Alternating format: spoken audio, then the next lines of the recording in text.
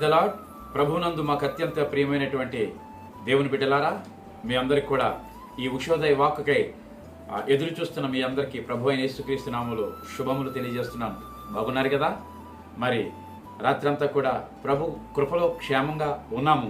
ఈ ఉదయకాల సమయంలో మరి మరొకసారి ప్రభు పేరట మీకు నిండు వందనాలు తెలియజేసుకుంటూ ఈ ఉషోదయ వాక్కు కొరకు ఎదురు చూస్తున్న మీ కొరకై ఈ ఉదయకాలపు వాగ్దానాన్ని మీ కొరకు చదివి వినిపించబోతున్నాను.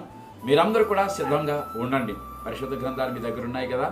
అయితే కీర్తనల గ్రంథం 84వ అధ్యాయం 5వ మాట మీ కొరకు నేను చదివి వినిపించబోతున్నాను. మరొకసారి మీకు తెలియజేస్తున్నాను. కీర్తనల గ్రంథము 84వ అధ్యాయం 5వ మాట 5వ చరణాన్ని ఈ విధంగా మీ కొరకై నేను చదివి వినిపిస్తున్నాను. అందరూ కూడా చిత్తగించండి. నీ వలన బలమునందు మనుషులు ధన్యులు. నీ వలన బలమునందు మనుషులంట ధన్యులు. దేవుడుతో మాట్లాడుతూ ఉన్నాడు కీర్తనాకారుడు. అయ్యా, నీ వలన ఎవరైతే బలము నొందుతారో వారు నిజంగా ధన్యులయ్యా. నీ వలన ఎవరైతే బలాన్ని పొందుకుంటారో వారు నిజంగా ధన్యులు. ఇంతకీ ఆ బలాన్ని పొందుకోవాలంటే ఏం చేస్తే దేవుడి దగ్గర నుంచి బలాన్ని పొందుకోగలము? ఇక్కడ ప్రశ్న ఉంది. దానికి సమాధానంగా మరొక వాక్యం ఉంటుంది కదా, కొంత ఇచ్చట మరికొంత అచ్చట అని యెషయా గ్రంథంలో చెప్పినట్లుగా దేవుని వాక్యం ఇక్కడ కొద్దిగా అక్కడ కొద్దిగా ఉంటుంది. అది మనం సమకూర్చుకోవాలి. కనుక ఇక్కడ వాక్యము నీ వలన బలమునందిన మనుషులు ధన్యులు అని దేవుడు సెలవిస్తున్నాడు. అయితే కీర్తనకారుడు దేవుడితో మాట్లాడుతూ ఉన్నాడు. దేవుడి వలన బలము నొందాలంటే ఏం చేయాలి? ఒక మనిషికి బలము రావాలంటే ఏం చేస్తే దేవుని బలము మనకు వస్తుంది అనగా, రండి వాక్యము నెహెమ్యా గ్రంథంలోకి వెళదాం. నెహెమ్యా గ్రంథంలో బలము ఎలా వస్తుంది ఒక మనిషికి అని క్లారిటీగా రాసి పెట్టాడు పరిశుద్ధాత్మ దేవుడు. నెహెమ్యా గ్రంథము 8వ అధ్యాయము 10వ వచనంలో ఈ విధంగా రాయబడి ఉంది. చేద్దామా? నెహెమ్యా గ్రంథం 8వ అధ్యాయం 10వ వచనంలో ఇలాగా రాయబడి ఉంటుంది. యెహోవా యందు ఆనందించుట వలన బలము పొందెదరు. ఎవరైతే యెహోవా యందు అనగా ఎవరైతే దేవుని యందు ఆనందిస్తారో వారు నూతన బలము, పక్షిరాజు బలము లాంటి బలాన్ని పొందుకుంటారంట. ఎవరు బలవంతులయ్యా అంటే యెహోవా యందు ఆనందించు వారే బలవంతులు అని లేఖనాలు సెలవిస్తున్నాయి. ఆనందించడం అంటే ఏమిటి? యెహోవా యందు నువ్వు ఆనందించాలి అనగా దేవుని యందు ఆనందించాలి. దేవుడి యందు ఆనందించడం అంటే కొంతమంది ప్రార్థన చేయడంలో ఆనందిస్తారు, మంచిదే. వాక్యం చదవడం, ధ్యానించడంలో ఆనందిస్తారు, ఇది మంచిదే. పాటలు పాడటంలో ఆనందిస్తారు, అది మంచిదే. ఏమండి? అలాగే మ్యూజిక్ ఇన్స్ట్రుమెంట్స్ అనగా సంగీత పరికరాల ద్వారా కూడా వాళ్ళు ఆనందిస్తారు, మంచిదే. పరిచర్య చేయడంలో ఆనందిస్తారు, అది మంచిదే. కానుక ఇవ్వడంలో కూడా ఆనందిస్తారు, ఇది మంచిదే. సువార్త ప్రకటించడంలో కూడా ఆనందిస్తారు, అది మంచిదే. దానం చేయడంలో కూడా ఆనందిస్తారు, అది మంచిదే. సహాయం చేయడంలో కూడా ఆనందిస్తారు, అది మంచిదే. పరిశుద్ధంగా ఉండడంలో కూడా ఆనందిస్తారు, ఇది కూడా మంచిదే. ఇప్పుడు నేను చెప్పినవన్నీ కూడా దేవుని యందు ఆనందించే విషయాలే. కొంతమంది ఇంటిని శుభ్రంగా ఉంచుకుంటారు, అది మంచిదే. ఇంటిని పరిశుభ్రతగా ఉంచుకుంటారు, అది మంచిదే. ఒంటిని పరిశుభ్రతగా ఉంచుకుంటారు, ఇది మంచిదే. ఏమైనా కొంతమంది పరిశుద్ధతను కాపాడుకుంటారు, అది కూడా, అందులో కూడా ఆనందిస్తూ ఉంటారు. ఇవన్నీ చెడ్డవని ఏది చెప్పలేదు. కానీ in the view of God's mind అనగా దేవుని ఆలోచన విధానం ప్రకారంగా యెహోవా యందు ఆనందించుట వలన మీరు బలము నొందెదరు. యెహోవా యందు ఆనందించడం అంటే ఏమిటి? ఇందాక నేను చెప్పినవన్నీ దేవుడి యందు ఆనందించటమే. స్తుతి ఆరాధన చేసినప్పుడు ఆనందిస్తాం, ప్రార్థన చేసినప్పుడు ఆనందిస్తాం, సువార్త ప్రకటించేటప్పుడు ఆనందిస్తాం, పాటలు పాడినప్పుడు ఆనందిస్తాం, మరి అందరూ కలిసి సంతోషంగా ఆ సువార్త కార్యక్రమానికి వెళ్ళినప్పుడు ఆనందిస్తాం అని. ఇవన్నీ ఆనందించాల్సినవే. మనుషుడు ఆనందిస్తాడు, కాదని చెప్పలేదు. ఇది మనుషుల ధోరణి, ఇది మనుషులు in the sight of human అనగా మనుషుల ఆలోచన విధానం ప్రకారం ఇవన్నిటిలో దేవుడు ఆ మనిషి సంతోషించగలడు. కానీ ద సైట్ ఆఫ్ గాడ్, దేవుని యొక్క ఆలోచన దృష్టిలో ఆనందించడం అంటే ఏంటి? నువ్వు ఆనందిస్తేనే నువ్వు బలం పొందుకుంటున్నావు అంటున్నాడు. ఆనందించడం అంటే ఏంటంటే ఇందులో క్లారిటీగా రాయబడి ఉన్నది. హబక్కూకు గ్రంథం తీద్దాం రండి. మీ దగ్గర పరిశుద్ధ గ్రంథం ఉంటే హబక్కూకు గ్రంథాన్ని ఎత్తి పట్టుకుందాం. 3వ అధ్యాయము 17-18 వచనాలు మీ కొరకు నేను చదివి వినిపిస్తాను. హబక్కూకు గ్రంథము 3వ అధ్యాయము 17-18 వచనాల్లో దేవుడు మనందరి కొరకు రాసి పెట్టాడు. ఎక్కడ మనం ఆనందించగలము. ఆ ఆనందంలో బలం వస్తుంది. ఏ విధంగా ఆనందిస్తే బలం వస్తుందో ఇక్కడ రాసి పెట్టాడు. మీ కొరకు నేను చదివి వినిపిస్తున్నాను. హబక్కూకు గ్రంథం 3వ అధ్యాయం 17వ వచనం 18వ వచనం మీ కొరకు చదివి వినిపిస్తున్నాను. జాగ్రత్తగా వినండి. అంజూరపు చెట్లు పూయకున్నను, ద్రాక్ష చెట్లు ఫలింపకపోయినను, ఒలివ చెట్లు కాపు లేకయుండినను, చేనులోని పైరు పంటకు రాకపోయినను, గొర్రెలు దొడ్డిలో లేకపోయినను, శాలలో పశువులు లేకపోయినను, నేను యెహోవా యందు ఆనందించేదను.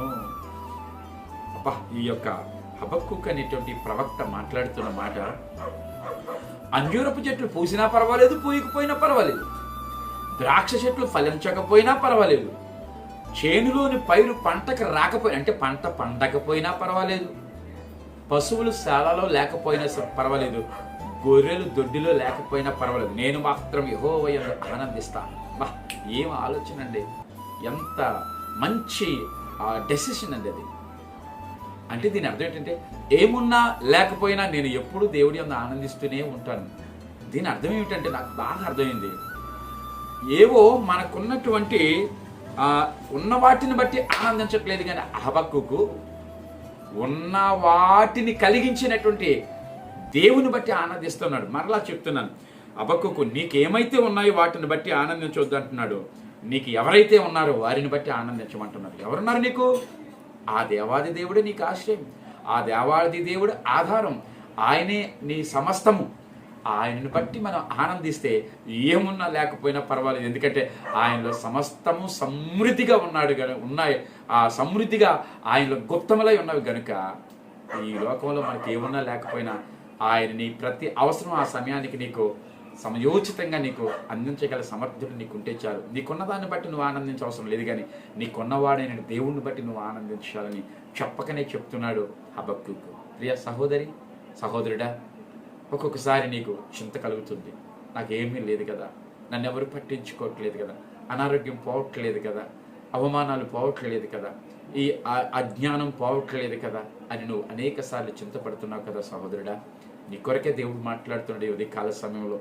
బాధపడక, నీకేమీ లేదని నువ్వు బాధపడకు, నీకు ఆస్తులు లేవని బాధపడకు, నీకు అందం లేదని బాధపడకు, జ్ఞానం లేదని బాధపడకు, ఎవరు పట్టించుకోలేదని బాధపడకు. దేవుడు నీవు ఉన్నావు చూసావా, దేవుడు నీకున్నాడు చూసావా. ఒకసారి దావీదు అంటాడు, యెహోవాను బట్టి దావీదు ధైర్యం తెచ్చుకున్నట్లుగా దేవుడిని బట్టి మనం ఏం చేయాలంటే మనం అతిశయించాలి. దేవునికి మహిమ కలుగును గాక.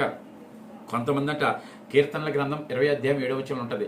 కొంతమంది అంట రథములను బట్టి, మరి కొంతమంది అంట వారికి ఉన్నటువంటి రౌతులను అనగా గుర్రములను బట్టి అతిశయపడతారు. కానీ మనమైతే మన దేవుడైన యెహోవా నామమును బట్టి అతిశయించుదుము గాక. దేవునికి మహిమ కలుగును గాక. హల్లెలూయా. కొంతమంది కార్లు ఉన్నాయి, వారికి బిల్డింగ్స్ ఉన్నాయి, ఆస్తులు ఉన్నాయి, అంతస్తు ఉంది, ఐశ్వర్యం ఉంది, అందం ఉంది, చదువు ఉంది, జ్ఞానం ఉంది. వాటిని బట్టి వారు సంతోషిస్తారు, సంతోషించనివ్వండి. కానీ మనమైతే మన దేవుడిని బట్టే అతిశయపడదాం. ఎందుకంటే వాటన్నిటిని మించిన దేవుడు మనకి రక్షణ భాగ్యము, సదా ఆనందాన్ని, సంతోషాన్ని, సమాధానం ఇచ్చాడు. అంతకంటే కావాల్సింది ఏముందండి? దేవునికి మహిమ కలుగును గాక. అందుకేనేమో ఒకసారి యోబు పరిస్థితి చూస్తే నలుదిక్కుల నుంచి శ్రమలు వచ్చాయి. ఆ పిల్లలు పోయారు, అంటే ఆస్తి పోయింది, ఆలి దూరం అయిపోయింది, ఆ అంతస్తులు పోయాయి, ఆరోగ్యం పోయింది, మరి అందుకొచ్చి బిడ్డలు పోయారు. అన్నీ పోయినప్పటికీ కూడా చివరికి భార్య అంటది కదా, ఇంకా నువ్వు ఎందుకు బ్రతుకున్నావు, దేవుణ్ణి దూషించి చావరాదా అంటే అప్పుడు అంటాడు యోబు గ్రంథంలో 1వ అధ్యాయం 21వ వచనంలో అంటాడు, మూర్ఖురాలు మాట్లాడినట్లు నువ్వు మాట్లాడుతున్నావు, అలా మాట్లాడకు. యెహోవా ఇచ్చెను, యెహోవా తీసుకొనెను, ఆయన నామమునకే మహిమ కలుగును గాక అన్నాడు. ఎంత మంచి మాట! దేవునికి స్తోత్రం కలుగును గాక.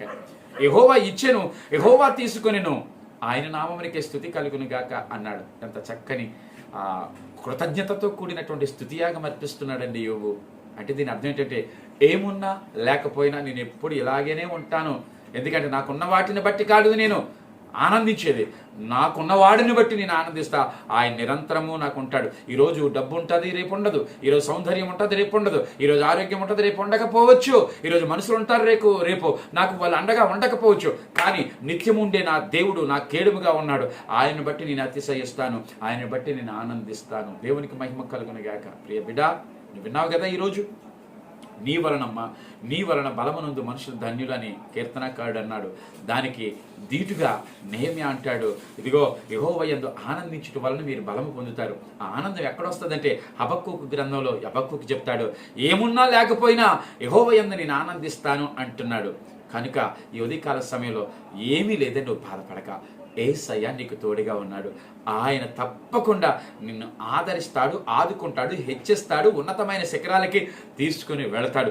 ఏది నీకు లోటుగా ఉందో, ఏది కొరతగా ఉందో, ఏది కొదువుగా ఉందో సమస్తం కూడా ఆయన నీకు సమృద్ధిగా దయచేయవాడైన యేసు నీకుండగా దేనికి నువ్వు చింతపడుతున్నావు సహోదరి, సహోదరుడా, నా కుమారుడా, నా కుమార్తె? దేవుడు నీతోనే కదా మాట్లాడుతూ ఉన్నాడు. అనేకులు నిన్ను చూసి దుఃఖపడేటట్లుగా ఈరోజు నీ బ్రతుకులో ఉన్నావేమో, అనేకులు నిన్ను చూసి జాలిపడేటట్లుగా నీ బ్రతుకులో ఉన్నావేమో. నా దేవుడు నీతో మాట్లాడుతున్నాడు. ఏం మాట్లాడుతున్నాడు తెలుసా? లేదు, నేను నీకు సియోన్ను వాదార్చినట్లుగా నా కుమార్తె నిన్ను వాదారుస్తా, నా కుమారుడా నిన్ను వాదారుస్తా, దుఃఖపడకు, నిన్ను ఉన్నతమైన శిఖరాలు తీసుకొని వెళ్తానంట. అయితే నువ్వు బలం పొందుకోవాలంటే ఏం చేయాలి? దేవుని యందు నువ్వు, అనగా నా యందు నువ్వు ఆనందించాలి అంటున్నాడు. ఉదయకాల సమయంలో దేవుడు అంటున్నాడు, ఏమున్నా లేకపోయినా ప్రభువునందు ఆనందిద్దాం. ప్రభువు దగ్గర నుంచి వచ్చినటువంటి ఆశీర్వాదాలు సమృద్ధిగా మనం తీసుకుందాం. అట్టి కృపాక్షేమముల చేత దేవుడు నింపునుగాక. ఆమేన్. కన్ను మూసుకుందాం, ప్రార్థన చేసుకుందాం. మహాపరిశుద్ధుడా, ఘనుడా, నిత్య నివాసువైన దైవమా, నీకు వందనాలు. నీ వలన బలమునందు మనుషులు ధన్యులు అన్నావు తండ్రి. కృతజ్ఞతలు తెలియజేసుకుంటున్నామయ్యా. బలం పొందుకోవాలంటే ఏం చేయాలంటే నీ లేఖనాలు సెలవిస్తూ ఉన్నాయి అయ్యా.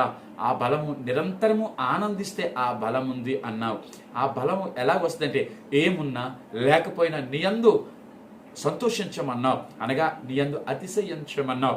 నీవే మాకు ఆధారమని మేము బ్రతికినప్పుడునైనా నిరంతరం మేము బలంగానే ఉంటామని సెలవిచ్చావు. అట్టి ఆ బలము ఈ ఉదయకాల సమయంలో ఇదిగో ఇది వింటున్న ప్రతి బిడకి కూడా నువ్వు అనుగ్రహించండి. వారి కుటుంబంలో ఉన్న ప్రతి కష్టం నుంచి, శ్రమ నుంచి, ఇబ్బందుల నుంచి విడుదల చేసి మీరే వారిని నడిపించి బలం పొందుకోమని, బలము అనుగ్రహించమని, సమస్త ఘనత మహిమ ప్రభావాలు మీకే ఆరోపిస్తూ యేసయ్య శ్రేష్టమైన నామమున స్తుతించి ప్రార్థించి పొందుకొని నాము పరలోకపు ప్రియ తండ్రి.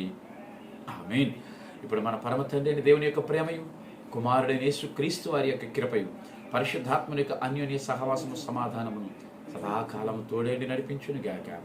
ఆమేన్, amen, amen. God bless you.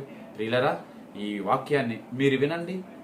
మీకు అవకాశం ఉంటే లైక్ చేయండి, లేదంటే అనేకులకు షేర్ చేసి ఈ యొక్క వాగ్దాన వాక్యని, ఉషోదయ వాక్యని వారికి కూడా మరి వినేటట్లుగా మీరు అవకాశాన్ని కల్పించండి.